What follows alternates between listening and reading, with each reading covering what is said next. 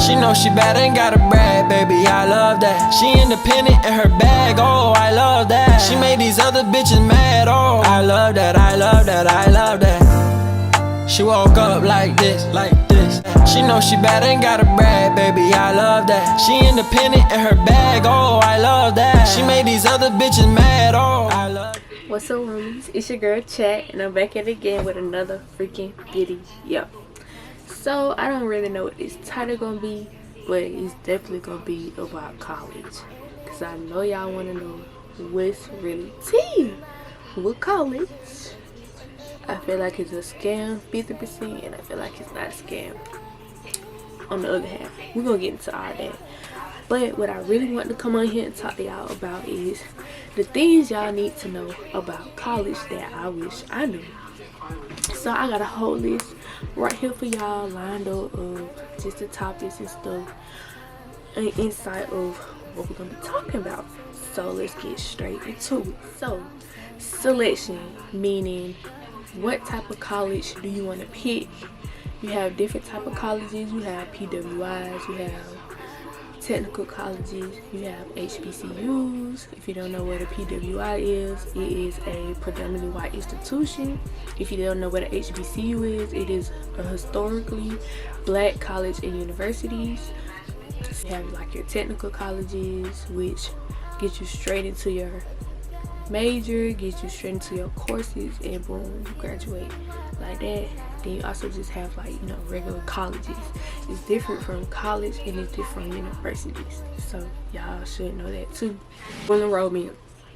When I was in high school, I heard about dual enrollment, but I didn't really know that taking dual enrollment in high school really helps you go ahead and graduate a little more early, or take certain classes that you can go ahead and get took, like your core classes like English, math, science classes like that, because every degree needs the core classes of English, math, and science, period. You can't get out of it, it's just a requirement. So dual enrollment helps you get into college or have college courses already in high school, and then they transfer over to whatever institution that you decide to go to. Make sure that they're credible and accountable for whatever school you want to go to. So majors. This is so important, because a lot of people going to school not knowing what they want to do, or changing their major last minute. No. You don't want to do that. You want to make sure that whatever you decide to major in, make sure that is what you need for whatever career field that you want to go into. Like me, I'm a biology major. I want to be a physical therapist. So yeah, so just make sure that your major is what you actually need for your career path as you go into secondary schools and stuff like that. Tuition. Make sure whatever school that you're picking, you're able to afford tuition. Tuition is very important. Tuition is what the base pay of attending that school is. Not counting the classes and stuff that you take, is tuition counting towards to just attend that school, period. To even just walk on that campus, whether it's public or private school. Also make sure that you look out for that. Don't try to go to a school because you have all of this hype and this and the third. Make sure that the school has your major. Make sure that the school is what you're looking for in career path wise, getting into a master's program, doctorate program. Make sure that you're able to afford tuition. Now, in order to afford tuition, that's when we get into scholarships with FAFSA. FAFSA is an application that you have to complete every 2 semesters, meaning you take maybe every year you have to complete a FAFSA. FAFSA is a free financial support to college. You have to do it. You can ask your counselor at school to help you. You have to ask your parent to help you fill out that information because you have to do tax information on that. You also can ask whatever school that you're planning on attending, counselor or administration office or financial service to help you with your FAFSA as well. Use your resources. Resources are very important when attending college. Don't be scared to ask for help. Let me say that again. Don't be scared to ask for help. It's very important that you don't be scared to ask for help because you get into that grown adult life and you have to ask for help. Now, as well as calling ahead to see if they have scholarships as well, meaning calling at least like 3 months before you picking and choosing like what school you want to go to or the different schools that you got accepted to. Call them and ask them what type of scholarship do they have available for you as well. If you want to attend like out-of-state schools, call and see if you can get your tuition waived for in-state tuition instead of out-of-state tuition, because that can help you as well. And then third-party sites and scholarships, meaning like you looking up on College Board, stuff like that, to help you with certain scholarships and other third-party sites that offer scholarships as well. And if you ever get approved, make sure that you get that sent to your school right away so they can get on it and accept your scholarships. Because scholarships are important. A lot of people don't want to fill out scholarships because, oh, they take too long. All you gotta do an essay. Is scholarship that you don't have to do an essay, and if you do, it's a couple of sentences and you get in and out and boom, and you're more likely to get it because people don't fill out scholarships. Yeah. Also, ask your counselor at your high school for scholarships, ask your school for scholarships. That is very important, okay? Now let's get into dorms. Dorms are separate. You call this room and board. It is very separate from tuition. Tuition is the cost just to attend the school. Room and board, dorms, or whatever you want to call it, is what you have to pay to stay on campus. Make sure that you call and ask people that you potentially know go to their school, or administration, or the housing people that do it, to send over information to you, or looking up on their website to see how they look on the inside, the cost of them. Also to see the type of dorm room they are in. You have community bathrooms, meaning you have to share a whole room with someone or multiple people, and then you have just this bathroom where you shower and you do whatever you need to do down the hall, and you have to share that with everyone except for just your roommate that's in the room. Okay, so make sure y'all know about the dorms. You also have some that has like walls and stuff between them, just you and another person. Or like you get up into the upperclassmen dorms and stuff, you know, you have a door by yourself, but y'all just share a kitchen or a bathroom or something like that. So make sure y'all look at those as well. Now, choosing your roommates. Make sure when you're choosing roommates that it's someone that you know is clean, that you know is someone you can trust. Always keep locks and stuff. You're gonna need locks. You're gonna need a lot of locks because you're gonna need to lock up all your stuff. You don't want to leave anything very important out in the open. That includes food. If y'all share a refrigerator, put your name and stuff on your stuff. Period. Making sure that you're able to have open communication with your roommate, because that is very important as well. And if you also have like any altercations or anything like that, make sure that you're going out to your RA or RD or whatever you want to call it. A lot of people call it different things, which is your resident director, resident assistant, or whatever you want to call it. Make sure that you're picking roommates wisely. Some colleges do have where you can choose who your roommate are or is, or you could switch rooms and roommates, or you and your friends or whatever, how y'all want to do it, can sign up doing housing at the same time and pick the same room. And just make sure you're looking at cost and how they look on the inside, because HBCUs, they be a little rusty and ran down. PWI be a little up, more classy type. So yes, organizations are very important when being in college.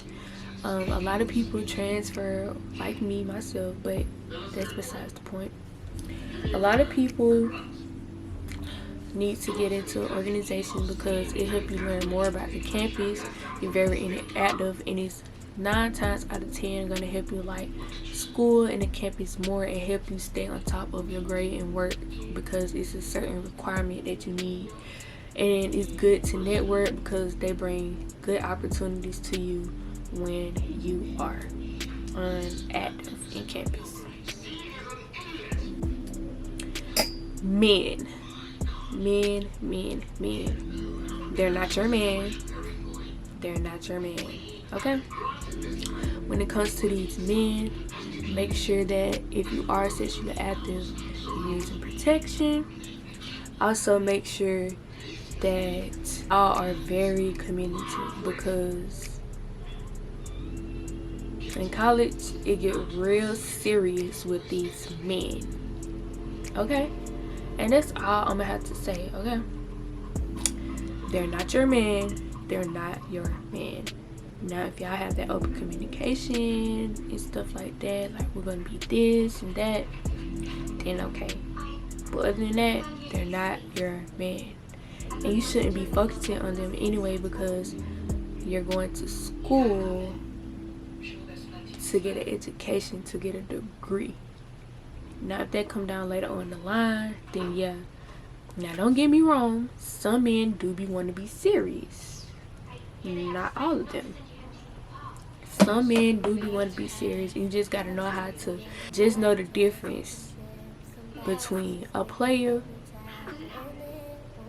and who being serious. Okay? That's all I'm going to say for that. Administration. Now, make sure that you stay on top of administration when it comes to getting accepted, when it comes to needing help or guidance, when it comes to academic advisors, meaning academic advisors, you knowing the type of classes and stuff you need to make, being very active and talkative with the dean, and just being communicating, or just knowing that you can go talk to the people above your professors and stuff when it comes to needing help and resources and funding and stuff like that. Classes. That goes back to dual enrollment. Dual enrollment definitely helps you. Now, you don't have to take dual enrollment, but it definitely helps you, okay? Now, when it comes to classes, they don't tell you this, but you have to take at least 16 or more credits every semester for 4 years if you plan on graduating on time. Hence be 9 times out of 10, I'm going to be graduating next year. Yay! But it's going to be in December instead of in the spring. Meaning it's going to be in the fall instead of the spring. Spring, May, fall, December. Okay? That's okay, but I'm getting out of there. And that's on period. Now back to this. 16 or more credits. And when it comes to picking classes, don't just pick classes like, oh, this is easy, this, that, and third. No, you have to take directly the classes that you need for your major. For your major. Nothing else. Now, if you're having a minor or something like that and you need that course, then yes. But if not, make sure that you ask your academic advisor for a rundown of what you need and what you don't need to take. Because what they do is, a lot of schools, when you're a freshman, they make your schedule for you your first semester, and then you're on by yourself to do the rest and register for your class by yourself. So if you don't really know what to do, or you want to take summer classes, you can ask your academic advisor what classes or how many classes they best recommend for you to take in the summer, as well as take it in the spring and fall to help you stay on track, because you don't need to be taking extra and you don't need to be taking less. Okay, now majors also plays back into what I said, when you just need to make sure that you're picking a major that best fits you. Don't go major in no psychology when you don't too much care about how the brain works. Okay, don't go major in biology if you don't like science or chemistry, period. Don't go just majoring in stuff to be like, oh, I went to college, because you're going to waste money, because you're not going to like it, and you're going to be wanting to change your major every single time. Don't go do it, okay? Research, like I said, research or also ask what is required for your major. This is very important. I'm going to keep saying it. Make sure that you check to see what is required for your major, because a lot of schools don't really tell you this, and they just throw you in stuff or have you lacking and missing certain credits for a semester, and then you're not going to graduate on time, or you're going to be picking up to take classes in the summer instead of getting ahead in the summer, if that makes sense. Okay, now food. When it comes to food, 9 times out of 10, when you're filling out for housing and stuff, that also comes to play with meal plans. Meal plans are what costly that you have when you're filling out for housing. It's required to have a meal plan with your housing, because they just want to make sure that you're also eating. Not necessarily saying that you're going to use every meal swipe, but they just want to make sure that you're good on food. And a lot of dorms come with a certain requirement of meal plan, so you want to also make sure that your dorm you stand in is very good but not too costly, as well as the required meal plan that comes with it. I know some schools, even HBCUs, let you pick the meal plan you have, where you want to eat once a day, or you want to eat twice a day, or you want to eat 3 times a day for the whole week, meaning 5 days only, Monday through Friday. Now some of them do roll over and you can use them on the weekend, but a lot of places don't really be open like that on campus. So just make sure that you have a meal plan and you know the cost of it, because that's what does help pay for some of this. But I mean, 9 times out of 10, student loans are going to get you. And also when it comes to loans, you don't have to take more than you have to. You don't have to take loans. Don't have to take that many loans. You can only take a certain amount and then leave the rest. Okay? You don't have to do it. Now when it comes to friends, you're gonna 9 times out of 10 make friends off people that you know around the world, or that's close into your city, and you know that y'all going to the same school. Y'all gonna make group chat, you're gonna talk about this, you're gonna talk about that, all that. But 9 times out of 10, you're not really gonna hang out with that many people anyway. You're just gonna pick, and it's very important to choose your friends wisely. Make sure these are people that you feel like you can trust when you're going out to parties. Make sure these are people that you look out for and they look out for you as well.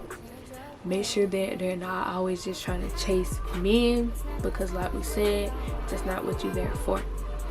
Also make sure that they help you stay on top of your work. You're staying on top of your work. Like, hey, you want to go do some work today? Let's go do this, let's go do that. You need those type of friends in college. You need those type of friends in college. You need those friends in the classes, and you need those friends outside of the classes. Okay, so that's very important.